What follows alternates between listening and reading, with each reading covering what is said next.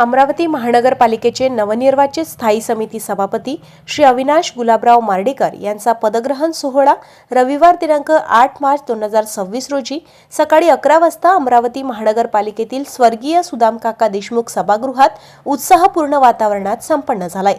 या कार्यक्रमाला महापौर श्रीचंद तेजवाणी, राष्ट्रवादी काँग्रेस पार्टीचे महासचिव संघटन तथा आमदार संजय भाऊ खोडके, अमरावतीच्या आमदार सौ सुलभाताई खोडके, पक्षनेते चेतन गावंडे, गटनेते, नगरसेवक व नगरसेविका यांची विशेष उपस्थिती होती।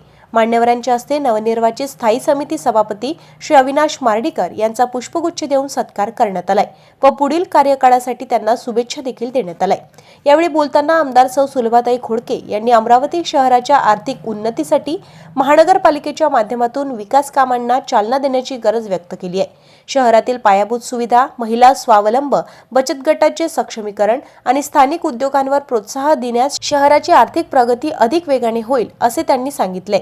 महानगरपालिकेची आर्थिक स्थिती सुधारण्यासाठी शासनाकडून निधीची निश्चित उपलब्धता केली जाईल। तसेच महानगरपालिकेने आपले स्वतःचे उत्पन्न वाढवण्यासाठी विशेष प्रयत्न करण्याची गरज असल्याचे त्यांनी नमूद केले। जिल्हा नियोजन समितीच्या माध्यमातून महानगरपालिकेला मोठा निधी उपलब्ध करून देण्यात असल्याचेही त्यांनी यावेळी सांगितले। तसेच मालमत्ता कराबाबत मागील काळात नागरिकांना दिलासा देण्याचा प्रयत्न करण्यात आल्याचेही त्यांनी नमूद केले। आणि आपल्याला माहित आहे की महानगरपालिकेचा विषय असेल कारण माझा पूर्ण 100% मतदारसंघ हा शहरी आहे आणि या शहरी भागातल्या ज्या काही अडचणी आहेत त्या ठिकाणी विधानसभेमध्ये प्रत्येक अधिवेशनाच्या विषयांवरून मांडत असते आणि त्यातून आपल्याला खऱ्या अर्थाने हा पैसा आहे। आमचे सन्माननीय दादा होते, सन्माननीय दादाच्या माध्यमातून आम्हाला त्या ठिकाणी गावगावेस ज्या ज्या याच्यासाठी पैसे मागितले तर मूलभूत असेल, नगरोत्थान असेल, नगरविकास असेल आणि अशा माध्यमातून पर्यटन असेल आणि अशा माध्यमातून आपण त्या ठिकाणी आपण पैसे आणण्याचं काम केलं आणि आता सन्माननीय दादा आपल्या गाडीने निघून गेले पण आम्हाला म्हणजे फार मोठी अडचण झाली होती। परंतु त्या ठिकाणी बाबासाहेब साहेबांच्या माध्यमातून आणि मुख्यमंत्री महोदय साहेबांच्या माध्यमातून त्या ठिकाणी दादांनी महानगरपालिकेच्या निवडणुकीला अमरावतीला आले होते तेव्हा त्यांनी जाहीर केलं होतं की आपला राजकमलचा जो ब्रिज आहे 115 कोटीचा त्या ठिकाणी मागणी केली। दादांनी सांगितलं आपलं महानगरपालिकेचं इलेक्शन झालं की लगेच आपण त्या ठिकाणी फाईल आणि आपण पूर्ण करू, परंतु दादा आपलं राहिले नाही। परंतु मुख्यमंत्री महोदयांनी तो शब्द पूर्ण केला आणि 115 कोटी रुपये आपल्या राजकमलच्या ब्रिजसाठी दिले। पैसे बजेटमध्ये आलेले आहे त्याच्यामुळे आपलं श्रेय घेण्याचं काम वेगळे लोक करतात, बोलत नाही, पत्र देत नाही, काहीच नाही आणि सांगतात की आम्ही आणले। परंतु असा हा आपला विषय आहे म्हणून या ठिकाणी सांगू इच्छितो आणि आपल्या वरच्या याच्यामध्ये महायुतीचं सरकार आहे आणि आपण या ठिकाणी महानगरपालिकेमध्ये सुद्धा आपण महायुतीचं सरकार आहे त्याच्यामुळे मला असं ठिकाणी वाटतं की या ठिकाणी अडचण निर्माण होणार नाही। आमदार संजय भाऊ खोडके यांनी आपल्या मनोगतात अमरावती शहरातील सर्वांगीण विकासासाठी एकत्रित प्रयत्नांची आवश्यकता अधोरेखित केली आहे। महानगरपालिकेच्या विविध विकासांच्या योजनांमुळे शहराच्या आर्थिक उन्नतीला गती मिळेल असा विश्वास त्यांनी व्यक्त केलाय। महानगरपालिकेची आर्थिक स्थिती भक्कम करण्याची शासनाकडून मोठ्या प्रमाणात निधी उपलब्ध करून देण्यासाठी प्रयत्न केले जातील असेही त्यांनी यावेळी सांगितले।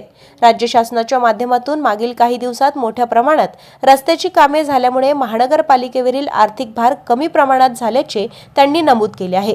स्वर्गीय उपमुख्यमंत्री अजितदादा पवार यांनी केलेल्या घोषणांची पूर्तता करण्यासाठी येत्या काळात माननीय मुख्यमंत्री व पालकमंत्री यांच्या माध्यमातून प्रयत्न केले जातील असेही त्यांनी यावेळी सांगितले। तसेच नव्या सभापतींना त्यांनी पुढील कार्यकाळासाठी शुभेच्छा दिल्या।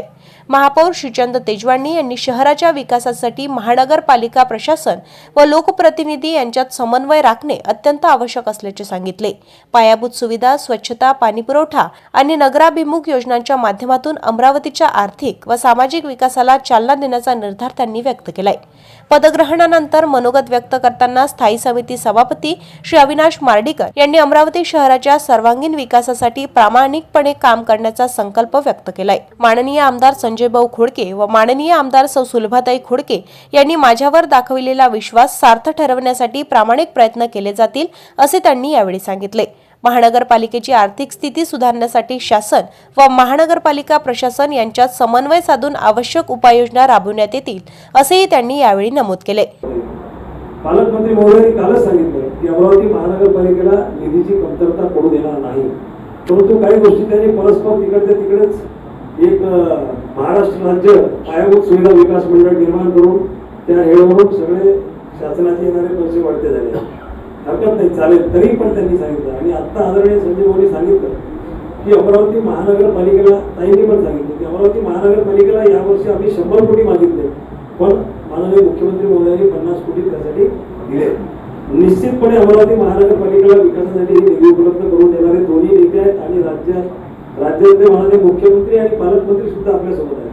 याप्रसंगी यश खोडके, नगरसेवक ॲडव्होकेट प्रशांत देशपांडे, प्राध्यापक संजय तिरतकर, नगरसेविका ममता आवारे, स्मिता सूर्यवंशी, प्रियंका पाटणे, मिनल सवई, नगरसेवक प्रशांत वानखडे, चंदू खेडकर, गुड्डू धर्माळे, मनीष बजाज, नजीम खान, करीम खान, भोजराज काळे, माजी महापौर किशोर शेळके, राष्ट्रवादी काँग्रेस पार्टी अमरावती अध्यक्ष प्रशांत डवरे, दिलीप शेटोडकर, उत्तमराव शिंगणापूर, प्राचार्य ओमप्रकाश भगत, राजेश जवंजाळ, भीम टेकडीचे अध्यक्ष उमेश सहारे, प्रवीण आकुडे, श्याम दळवी, संजय यादव, निलेश कंचनपुरे, कॅप्टन निखिल जवंजाळ, सुधाताई ठाणेकर, अक्षय चव्हाण, सोनू कपले, पांडुरंगजी चंडिकापुरे, पप्पू खत्री, किशोर भुयार, किशोर देशमुख, निलेश शर्मा, छोटूभाऊ पाटील, संजय कुकरेजा, कमल खत्री, बबन कापडी, जितू ठाकूर, विशाल कुलकर्णी, विशाल खोडके, उपायुक्त नरेंद्र वानखडे, उपायुक्त योगेश पिठे, मुख्य लेखापरीक्षक श्यामसुंदर देव, मुख्य लेखाधिकारी दत्तात्रय फिसके, सहाय्यक आयुक्त भूषण पुसदकर, नगर सचिव संदीप वरुडकर, विविध पदाधिकारी, अधिकारी व कार्यकर्ते यावेळी मोठ्या संख्येने उपस्थित होते.